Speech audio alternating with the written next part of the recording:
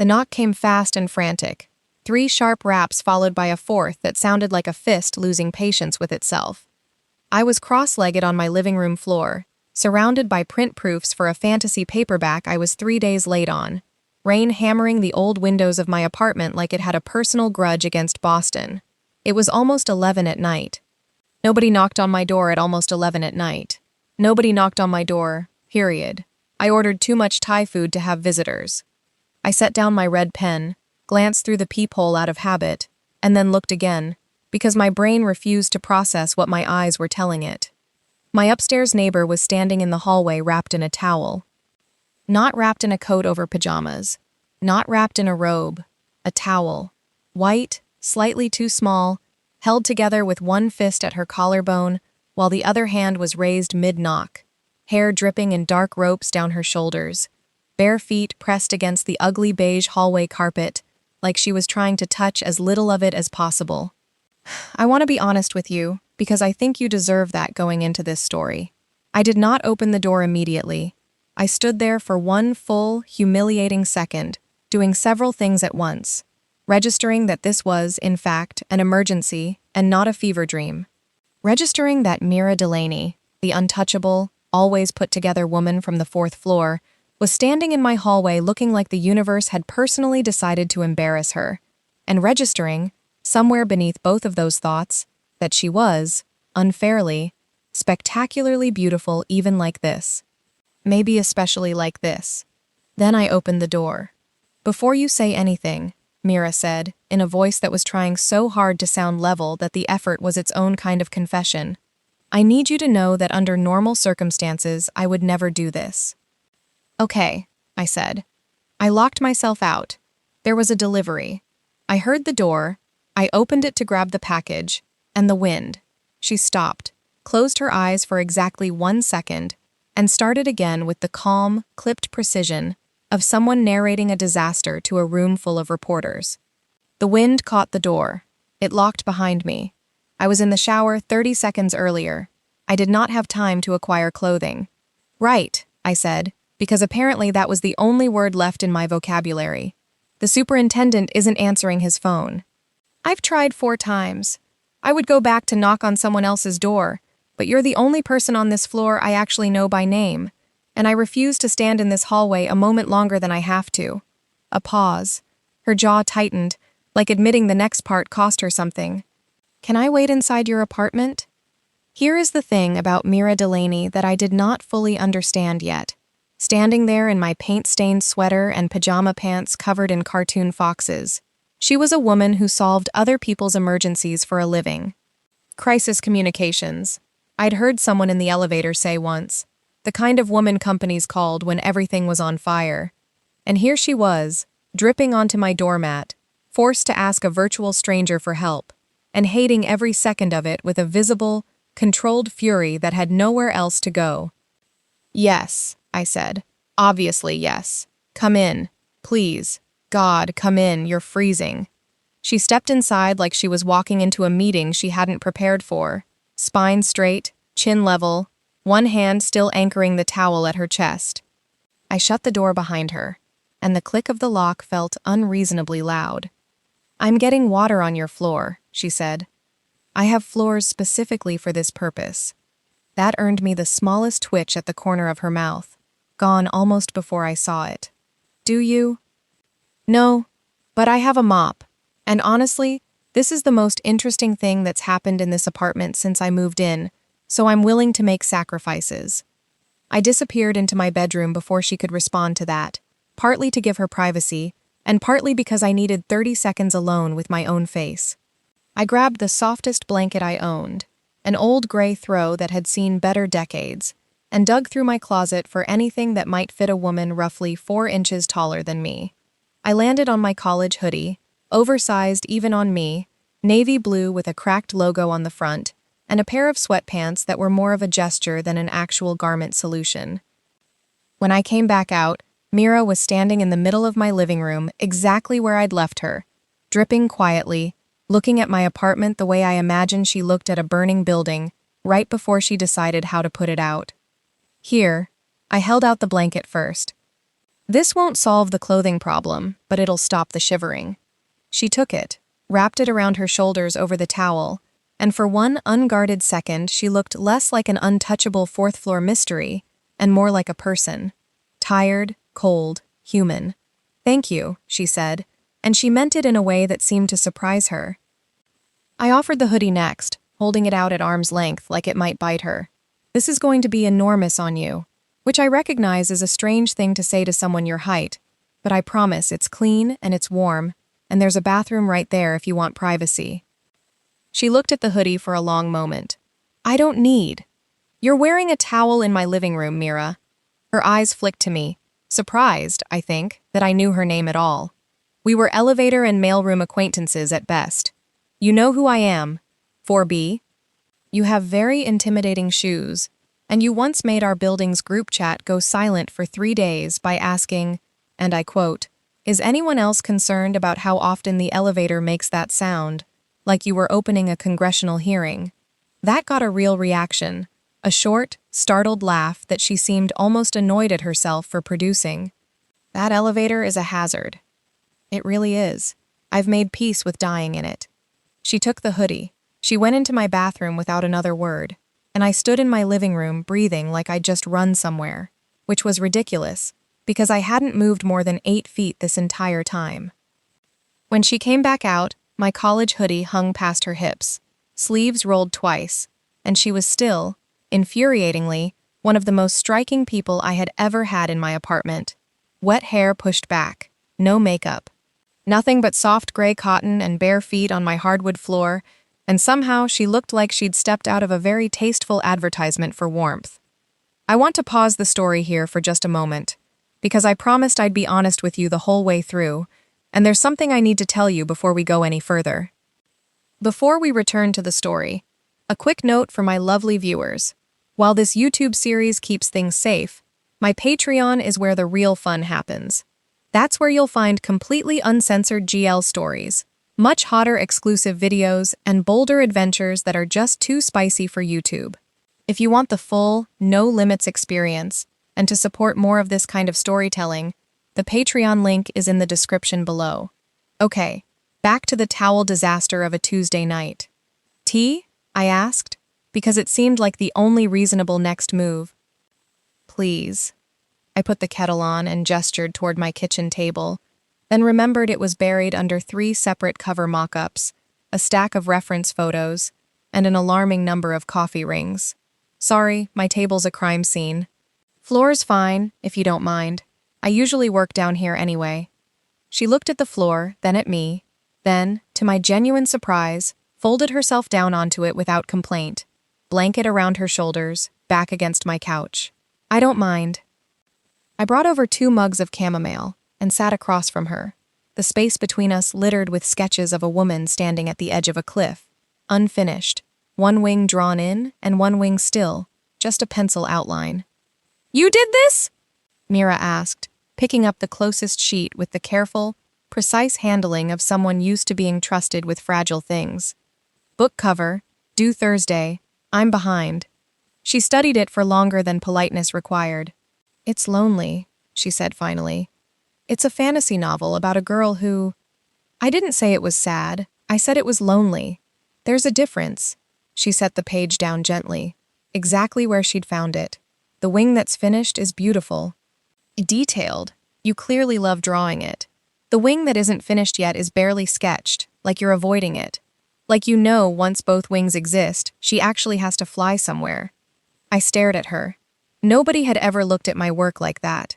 Certainly not for 30 seconds on my apartment floor at 11:40 at night, while wearing my college hoodie and drinking tea out of a chipped mug with a coffee stain shaped vaguely like Florida.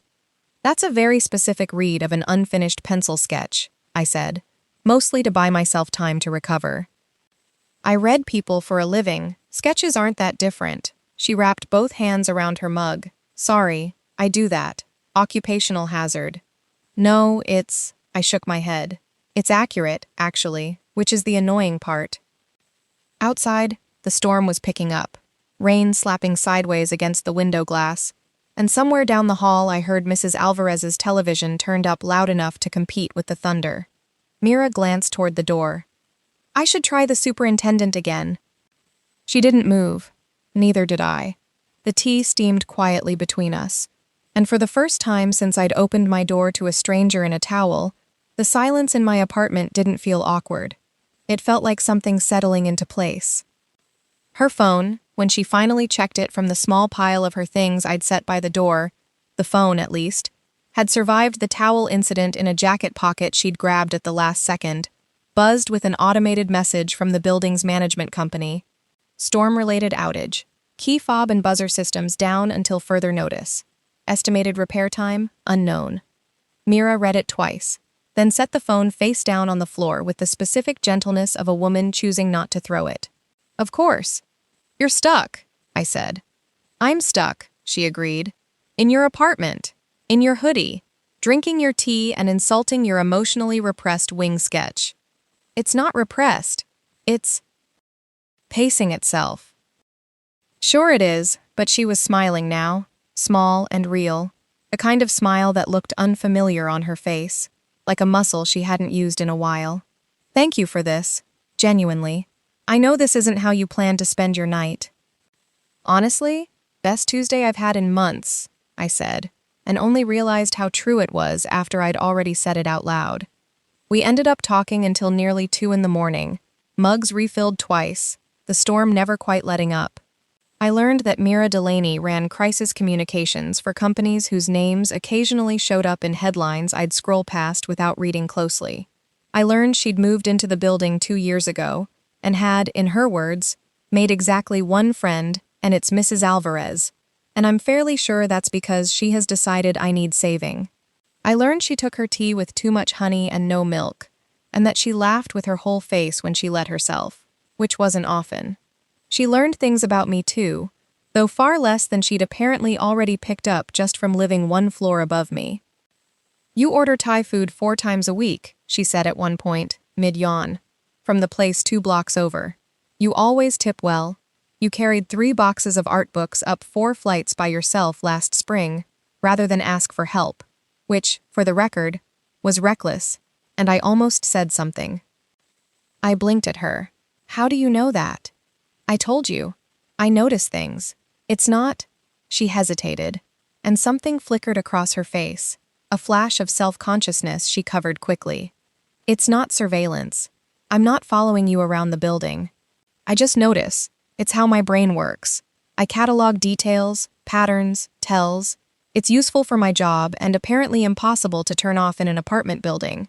That's either the most romantic or most unsettling thing anyone's ever said to me, and I genuinely can't decide which.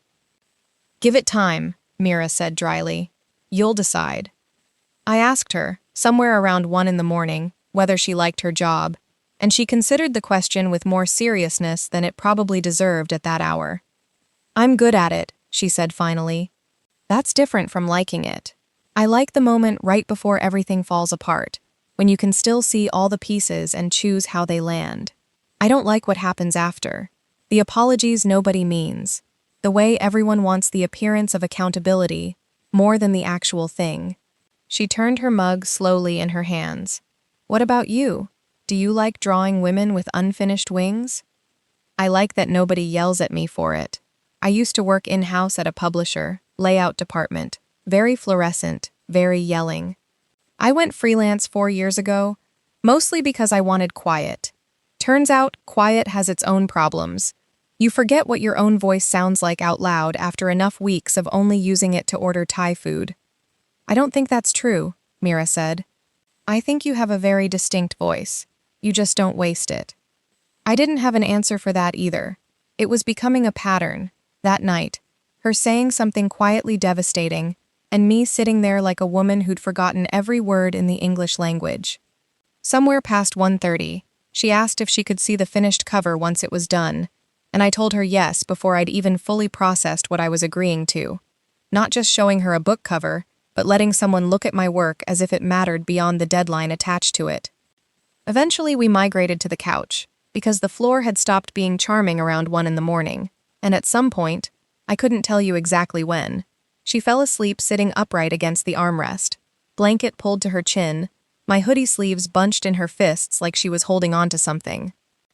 I got a spare pillow and set it carefully near her without waking her, then took the armchair myself and watched the rain for a while before I slept too. When I woke up around 7, she was gone. The blanket was folded with military precision on the couch. The mugs were washed and set in my drying rack. And on a torn scrap of paper from my own sketchbook, in handwriting so neat it looked typed, she'd written, "Bob is working again. Borrowed your hoodie a little longer, if that's all right. I'll return it. M." I stood in my kitchen holding that scrap of paper for a genuinely embarrassing amount of time. The next few days were a study in the strange choreography that starts when two people who barely knew each other suddenly know something.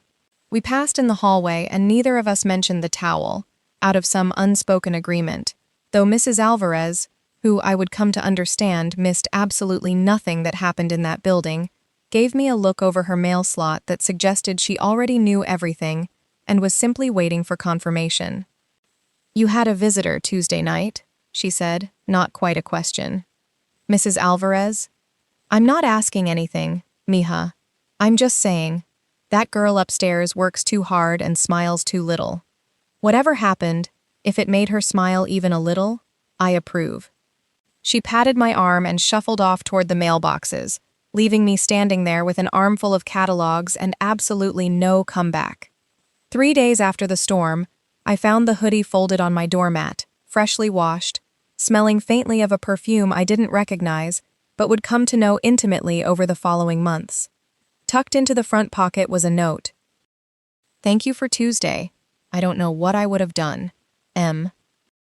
Beneath it, in smaller handwriting, like an afterthought she'd almost talked herself out of. "The wing looked finished, by the way. I saw it in the hallway trash when you tossed the early draft. You should trust yourself more." I did not throw that note away. I want to be clear about that, in case it wasn't already obvious. The laundry room in our building was in the basement, fluorescent lit and prone to power flickers whenever the ancient dryers ran at the same time, and it became, unexpectedly, one of our places. I ran into her there the following week, folding a stack of blazers with the same precision she seemed to apply to everything, and she was wearing my hoodie underneath her coat, sleeves pushed up, looking so unlike the woman everyone in the building described as a little cold, that I nearly said something and thought better of it. "You kept it," I said instead, nodding at the navy sleeve peeking out. "It's warm," she said, like that settled the matter. "And it turns out laundry rooms are cold at 10 p.m. Who knew? I could have told you that. I've lived here 3 years. This laundry room has personally ruined at least 2 of my sweaters and 1 relationship." She raised an eyebrow. "A relationship ended because of a laundry room?" "Not directly. But it was a contributing factor in a much larger pattern of me being, and I quote my ex, too careful to be interesting. I hadn't meant to say that out loud. It slipped out easier than it should have, sitting on a plastic folding chair across from a woman in my old hoodie, while the dryer thumped a lopsided rhythm behind her. Mira looked at me for a long moment, and something in her expression sharpened, protective in a way I didn't yet have a name for. "Whoever told you that was wrong. You don't know that. I know that careful isn't the opposite of interesting. I know a woman who opened her door to a stranger in a towel at 11 at night without a single second of hesitation, who noticed I hated the hoodie and gave it to me anyway, who draws unfinished wings because she understands something true about being afraid to fly. That's not careful in the boring sense. That's careful in the sense that matters." The lights flickered, buzzed, steadied. "Your ex sounds like she wasn't paying attention." I didn't have a response for that. I don't think I was supposed to. The dryer buzzed and neither of us moved to answer it right away. Mira sat with her folded blazers stacked with corner-perfect precision on her lap, and I sat across from her with a laundry basket of mismatched socks I had clearly given up on matching sometime around March, and the fluorescent light kept up its uneven flicker above us like a held breath that couldn't quite decide whether to let go. "Can I ask you something?" she said, "and you can tell me it's none of my business." "Sure. Why book covers? Out of everything you could draw." I thought about it longer than the question probably required. "Because a cover has to make someone feel something before they've read a single word. It has to promise an entire book in one image. I like that kind of pressure. I like that if I get it right, someone in a bookstore picks it up off a shelf without knowing why, just because something about it reached them first. I shrugged, suddenly self-conscious. That's probably more than you wanted. It's exactly what I wanted, she said, and reached over to steal one of my mismatched socks off the top of the basket, inspecting it like evidence. This one has a hole in it. That one's retired. It just hasn't accepted it yet.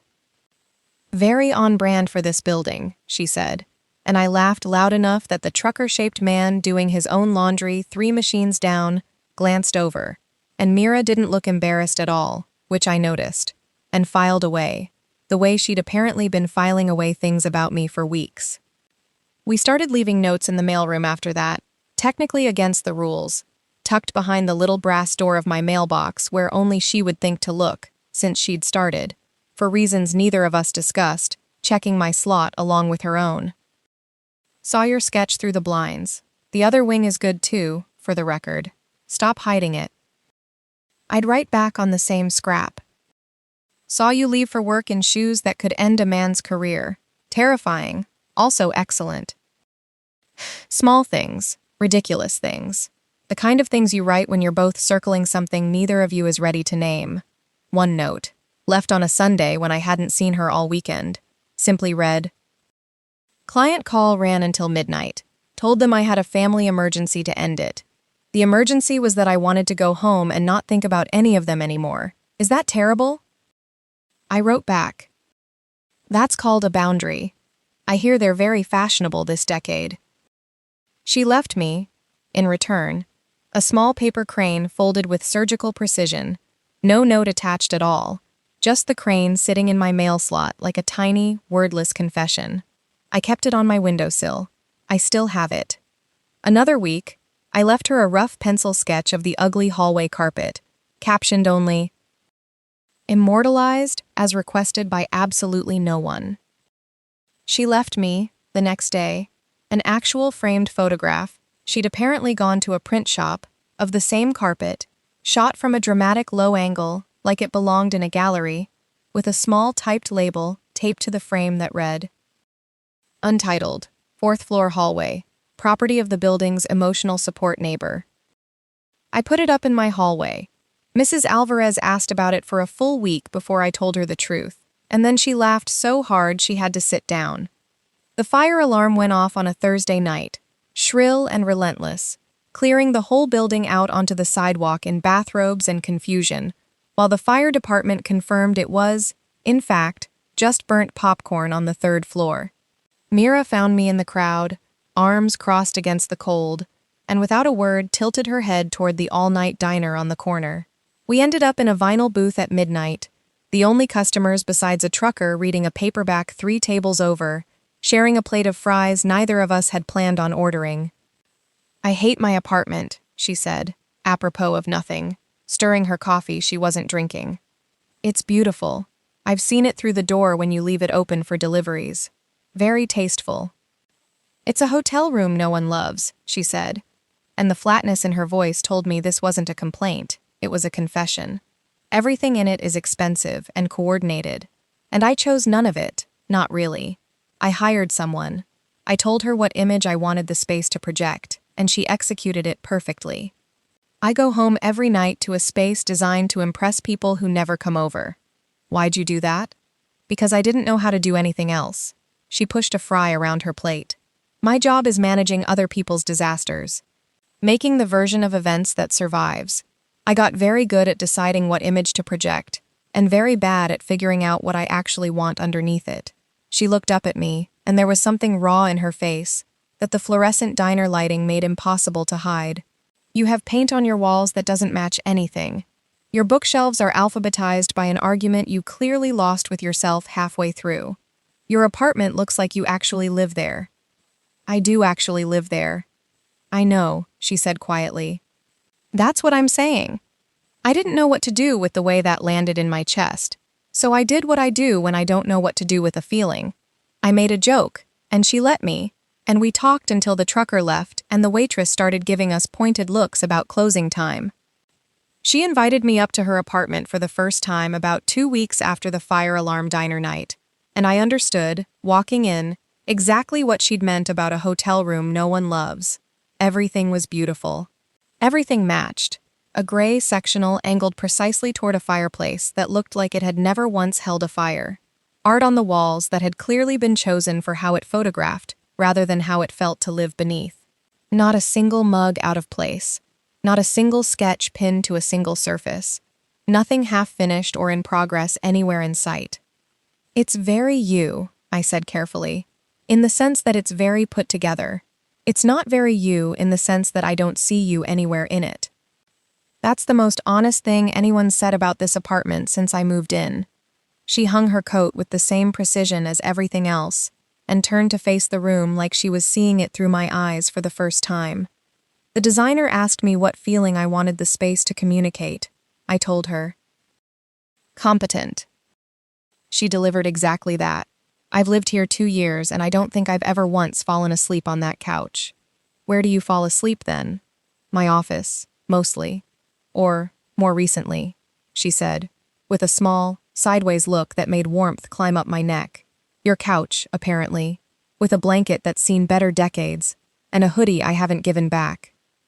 I wandered her kitchen while she made tea in a kettle so new it still had the manufacturer's sticker half peeled from the handle, and I noticed, tucked into the corner of her refrigerator behind a takeout menu, a photograph. The only imperfect, unstaged thing in the entire apartment. Younger Mira, maybe 16, sunburned and laughing on what looked like a dock somewhere, an older woman beside her, with the same sharp jaw and the same rare, unguarded smile. My mother, Mira said, following my gaze. Before things got complicated between us, I keep meaning to take it down because it doesn't match anything. I never do. Don't, I said. It's the only thing in this whole apartment that looks like it actually happened to someone. She didn't say anything to that, but she came and stood beside me at the refrigerator for a long moment, close enough that our arms brushed, looking at a photograph of a version of herself she rarely let anyone see, and something about the quiet of it felt more intimate than anything that had happened between us yet. The following weekend, she showed up at my door, using the actual doorbell this time, fully dressed, which felt almost anticlimactic after our first meeting, holding a paper bag from Marlowe's, the used bookstore 3 blocks from the building where I spent embarrassing amounts of my design fees. I was in the neighborhood, she said, which was a lie, since her office was nowhere near Marlowe's, and we both knew it. Inside the bag was an illustrated edition of a novel I'd mentioned exactly once, in passing, weeks earlier, during a rambling monologue about books that shaped how I saw color as a kid. She'd remembered the title. She'd remembered the specific edition. The one with the woodcut illustrations I'd said I always meant to track down and never had. You listened to that, I said, staring at the book like it might dissolve if I held it too hard. I listen to everything you say. It's a problem, honestly. I have a very expensive professional skill set, and I'm using it to remember which fantasy paperback illustrations you liked as a child. I think that's a wonderful use of your skill set. I think you're biased, she said, but she was smiling, and I invited her in, and we spent the afternoon in Marlowe's together the following week, her running a careful finger along the spines, while I watched her read the same way she'd read my sketch, slow and thorough, like the story mattered as much as the ending. The owner, a stooped, delighted man named Theo, who'd sold me half my apartment's bookshelf over the years, took one look at Mira, reading the back cover of a battered poetry collection, and gave me a look over her shoulder that said, quite clearly, "Well, look at you." I pretended not to notice. Mira, who apparently noticed everything even while absorbed in 19th century verse, noticed anyway. "He thinks we're dating," she murmured, not looking up from the page. "He's not wrong to think that." That got her attention. She looked up at me over the top of the book, something careful and hopeful moving across her face at once, like she wasn't sure whether I meant it as an observation or an offer. "Is that a question you're asking, or a fact you're stating?" "I don't know yet. Ask me again when you finish that poem." She bought the poetry collection, along with the illustrated novel, and on the walk home, she read one of the poems out loud, badly, in a deliberately flat crisis communications voice that made the actual poem sound like a hostage negotiation, and I laughed so hard I had to stop walking, hands braced on my knees, while she stood there looking entirely too pleased with herself for someone who'd just butchered a perfectly good sonnet. We took the tea out to the harbor that weekend, an impulsive plan hatched over breakfast when she admitted she'd lived in Boston 6 years and never once taken the ferry out to the islands. We sat on the outer deck with the wind pulling her hair loose from its careful knot, and somewhere between the harbor and the first island, the version of her that managed rooms full of reporters fell away entirely, replaced by someone quieter, softer, watching the water like it had answers she'd been looking for. "I used to think I'd end up somewhere like this," she said, gesturing at the gray-green water, the gulls circling low over the wake. "Somewhere unglamorous and slow. I don't know when I stopped believing that was allowed. When did you decide it wasn't allowed?" My mother's business partner embezzled from their firm when I was 22. It became my job, unofficially, to manage the fallout, because I was the only one in the family who could stay calm under pressure. I got good at it, good enough that it became my actual job a few years later. Somewhere in there, calm under pressure turned into the only setting I had left. The wind caught a strand of hair across her face, and she left it there, which felt, from her, like an enormous act of surrender. I think I forgot there was another setting until you opened your door in your fox pajama pants and didn't manage me at all. You just let me be a disaster on your floor. You weren't a disaster. You were a woman in a towel who correctly identified my emotionally repressed wing sketch. Same thing, in my experience. But she reached over and laced her fingers through mine on the salt-damp railing, and we stayed like that the whole ride back. Not talking much, just watching the city skyline grow slowly larger. And I understood, somewhere around the second island, that I had never felt less like I was being careful with someone, and never felt more certain that carefulness had never been the problem in the first place. There was a rooftop garden above our building, mostly forgotten, a scatter of cracked terracotta planters and a few stubborn perennials that had outlived several superintendents' attempts to remove them. I found her up there one evening in early summer, sitting on the low wall with her shoes off, and I climbed the last flight of stairs to join her without being invited, which felt, by then, like something we'd both silently agreed I was allowed to do. "I don't know any of their names," she said, gesturing at the planters. "The flowers I should. My mother had a garden. I just never learned. That one's black-eyed Susan. That's a struggling but determined lavender. That one's honestly probably a weed, but it's committed to the bit, so I let it stay.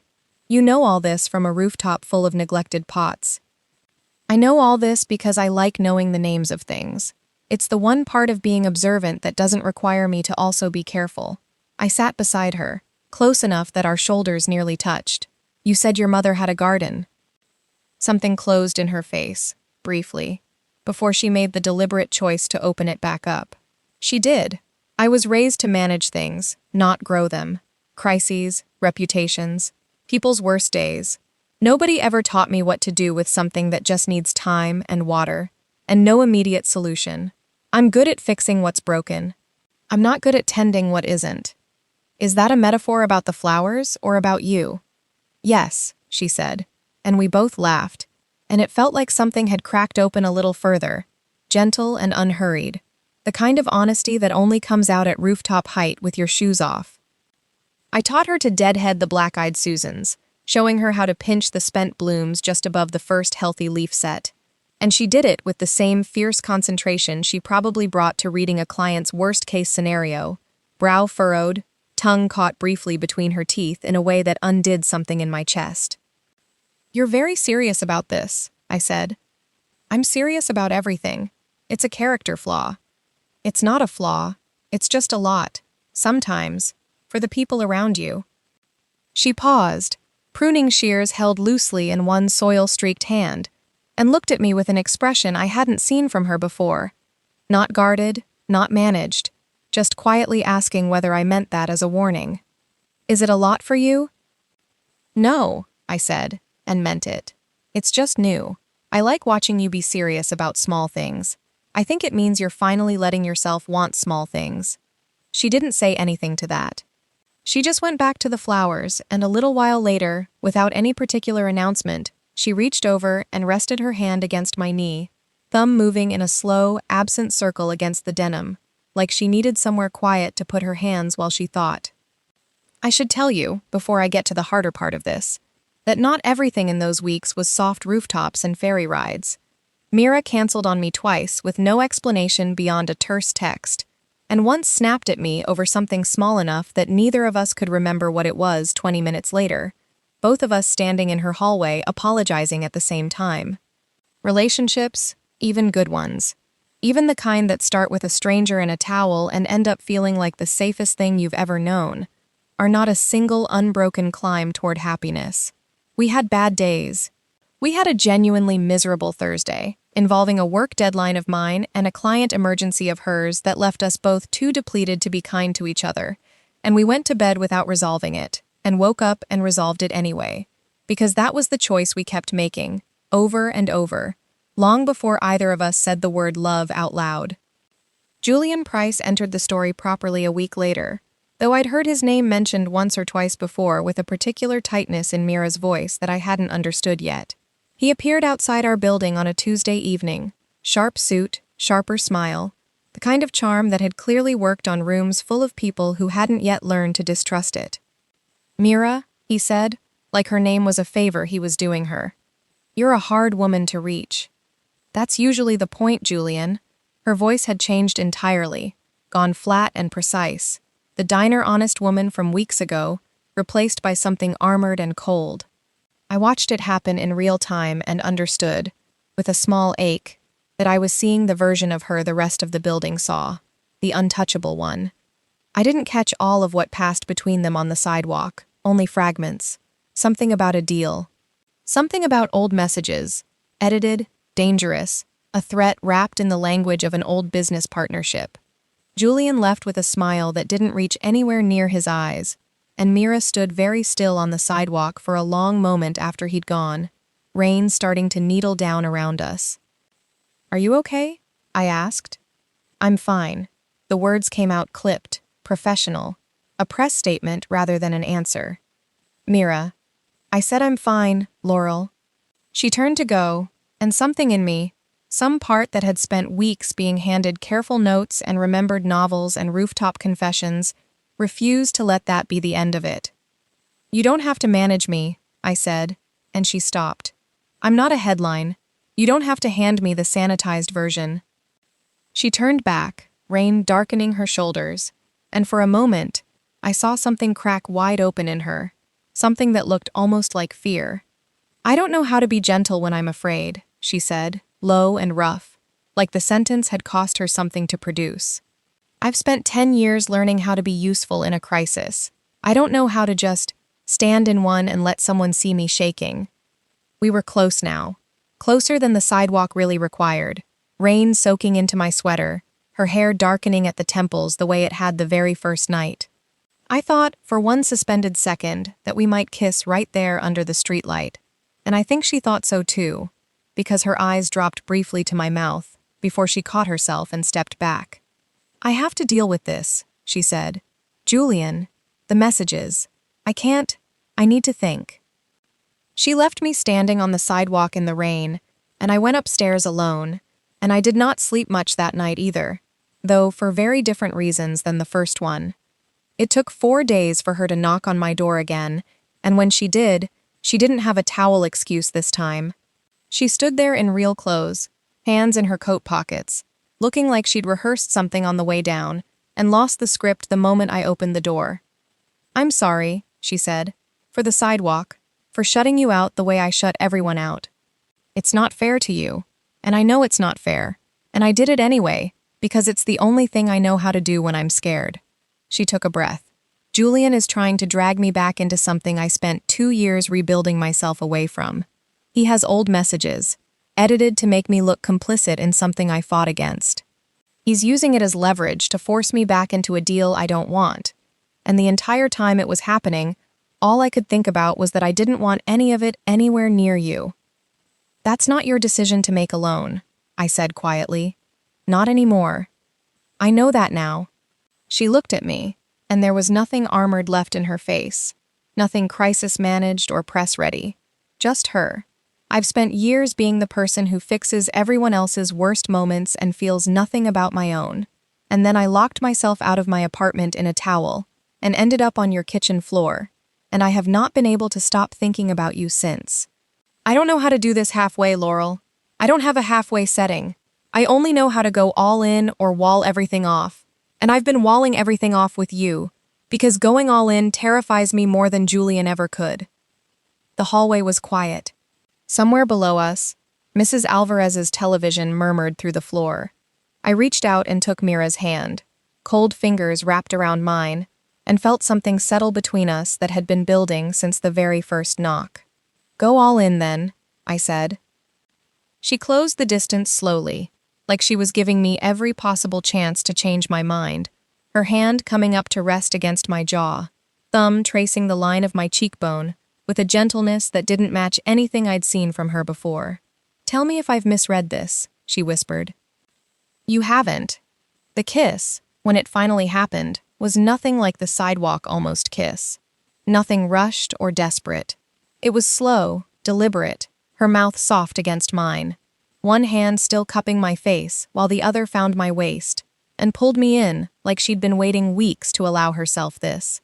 I felt her breath catch when I kissed her back, felt the small, involuntary sound she made against my mouth, and something in me that had been guarded since Celeste, since being called too quiet and too careful and too difficult to love, simply let go. We stood in my doorway for a long time, foreheads pressed together between kisses, her thumb still tracing slow patterns against my jaw, both of us laughing quietly at nothing and everything. For the record, I murmured, I think you're excellent at halfway. You just haven't had practice with the other setting.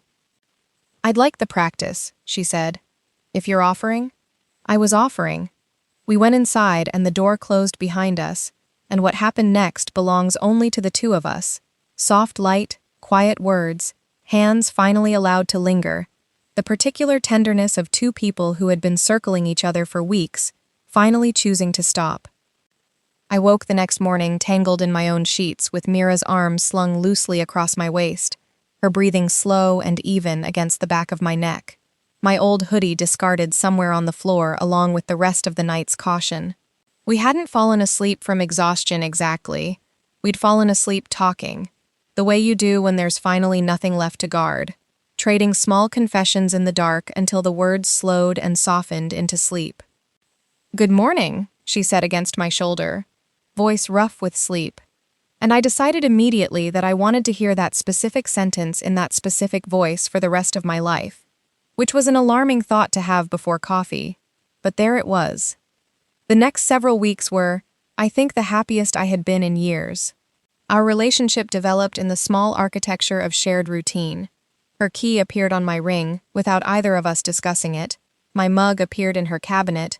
We started leaving the elevator together most mornings, her coat settling over my shoulders during sudden rain, my sketches appearing on the corner of her desk when I dropped by her office to bring her lunch she always forgot to eat.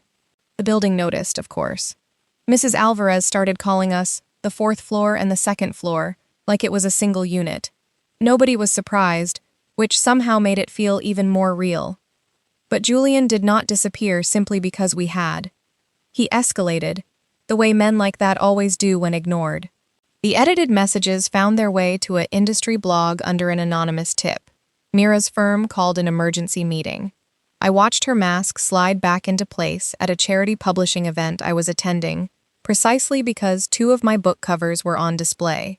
One of them, coincidentally, the finished wing sketch she'd fished admiration out of a hallway trash can weeks earlier. At the event, she was cold in a way I hadn't seen since Julian first appeared. Professional, untouchable, managing a room full of donors and reporters with the same precision she managed everything, and when I tried to catch her eye across the gallery, she looked through me like I was a stranger. She's protecting you, Nadia said later, arms crossed, watching Mira work the room from our safe corner by the wine table.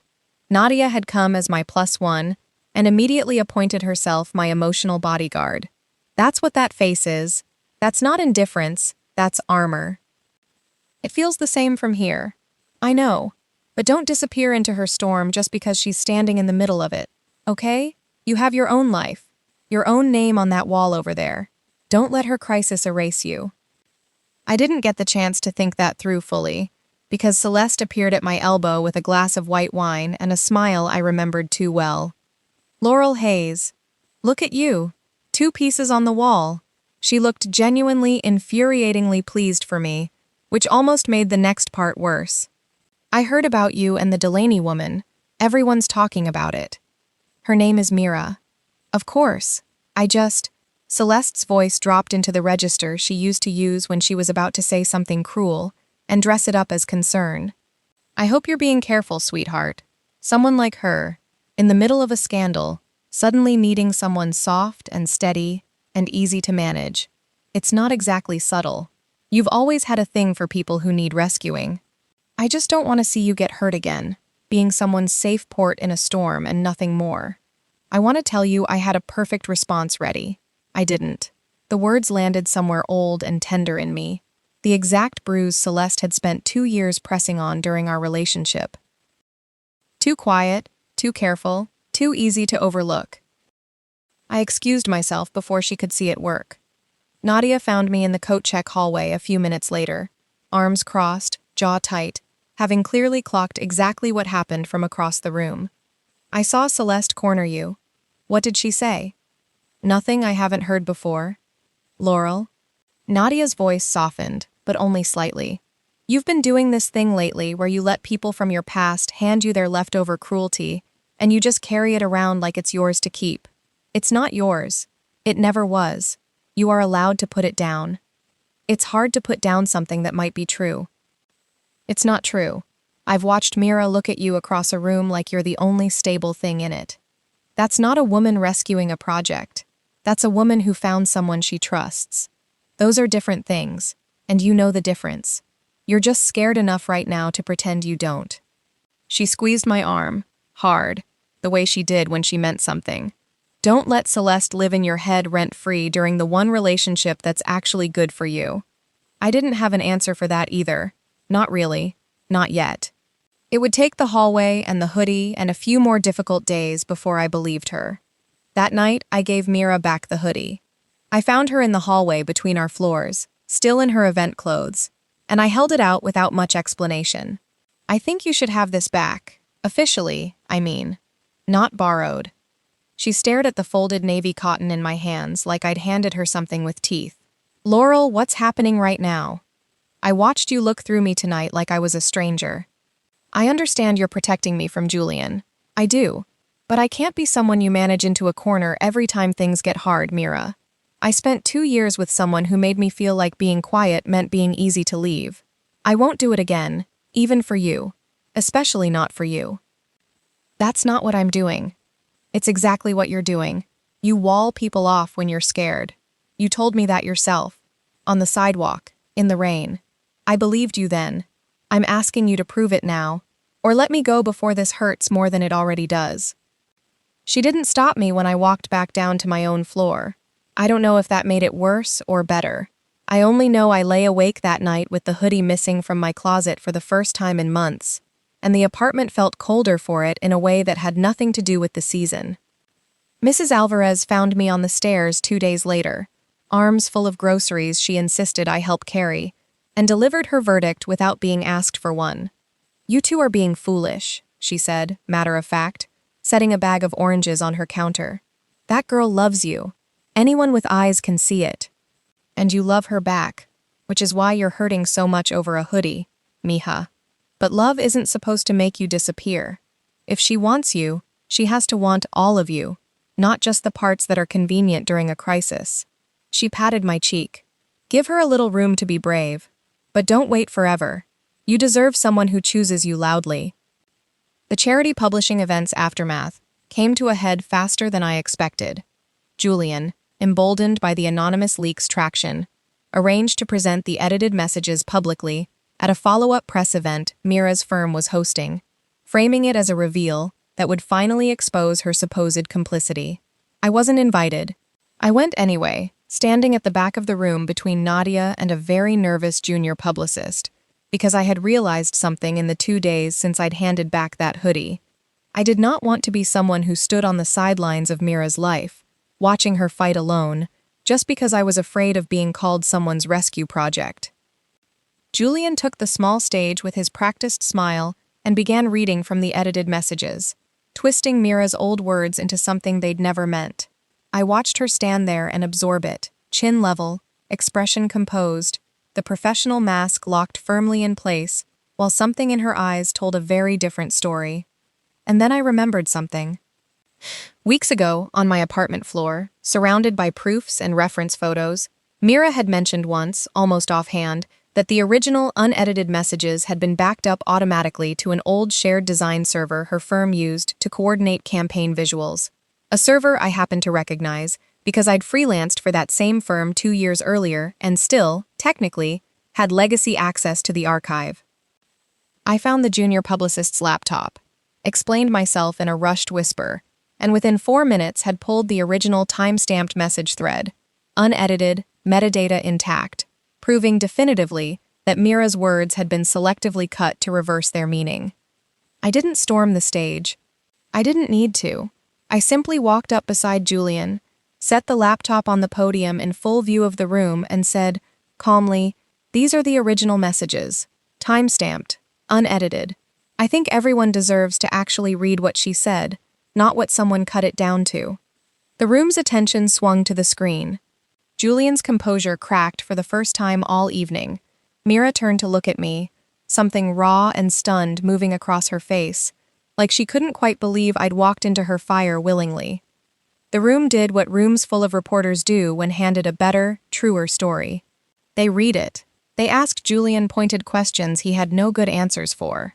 Within 20 minutes, the narrative had shifted entirely, and Julian left the way men like that always eventually do, quietly, without apology, already calculating his next move elsewhere. Mira found me by the coat check afterward, and for a long moment she didn't say anything at all. She just looked at me, and there were tears at the edges of her composure that she didn't bother hiding this time. "You didn't have to do that," she said finally. "I wanted to." "There's a difference." I echoed her own words back to her, from a rooftop weeks earlier, and watched them land. "I'm not your rescue project, Mira. I'm not a soft place you found during a storm. I stood beside you tonight because I love you, and because I refuse to watch you fight alone when I don't have to." "I love you too," she said, like the words had been sitting in her chest for weeks, finally given permission to leave. "I've spent 10 years learning how to survive by becoming untouchable. Nobody could hurt what they couldn't reach. And then you opened your door to a stranger in a towel and made it look so easy to just be known. I didn't know how badly I wanted that until you were already giving it to me. I've spent years thinking being quiet meant being easy to leave," I said, voice thick. "You made me feel heard instead." Loudly, obviously heard, in a room full of people who mattered to your career, which is the least quiet thing anyone has ever done for me. She kissed me then, right there by the coat check, in front of Nadia's delighted grin and at least 2 reporters who would later describe it, inaccurately, as the real headline of the night. I didn't care. For the first time since the whole ridiculous towel incident began, I felt entirely, uncomplicatedly certain that I was exactly where I was supposed to be. In the days right after the press event, I watched Mira do something I don't think she'd done in years. She took an actual day off. No calls, no client emergencies, no crisis to manage. We spent it doing nothing in particular. Reorganizing my bookshelf into an order that made sense to both of us. Eating cereal for dinner because neither of us wanted to cook. Arguing cheerfully about a movie neither of us had actually watched all the way through. Small things. Ordinary things. The kind of things she'd told me, weeks earlier on her too perfect couch, she didn't know how to want. "This is nice," she said at one point, halfway through alphabetizing my poetry section, with more intensity than the task strictly required. "I keep waiting for it to feel like I'm wasting time. It doesn't. That's what a Tuesday is supposed to feel like. I've never had a Tuesday like this in my life." She said it simply, without self-pity, just a fact she was still getting used to, and I crossed the room and kissed her, right there in the middle of my badly organized bookshelf, because it seemed like the only reasonable response to a sentence like that. The rain came back a week later, light and warm, summer rain instead of storm, and Mira found me on the rooftop garden among the black-eyed Susans and the stubborn, opinionated weed I refused to remove.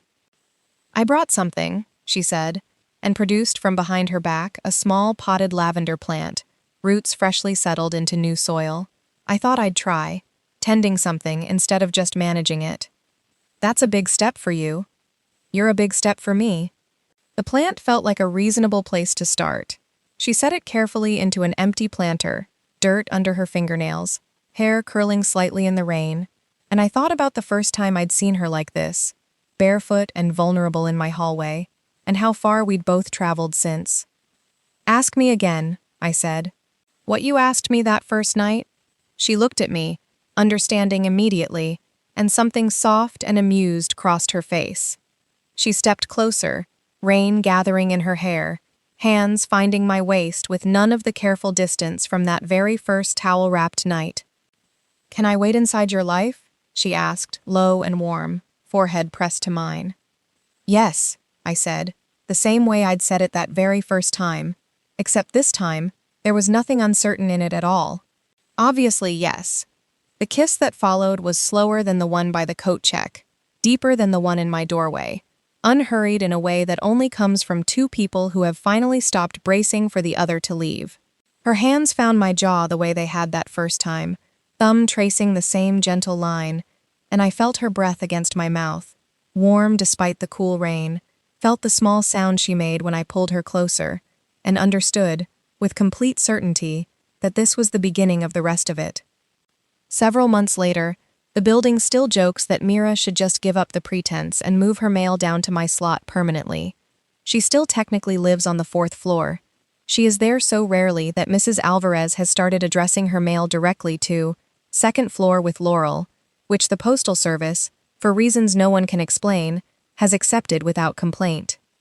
Mira rebuilt her reputation on terms entirely her own, choosing which clients she took on and which crises she was willing to manage, turning down the very deal Julian had tried to force her into, and building, slowly, a firm known for honesty rather than damage control.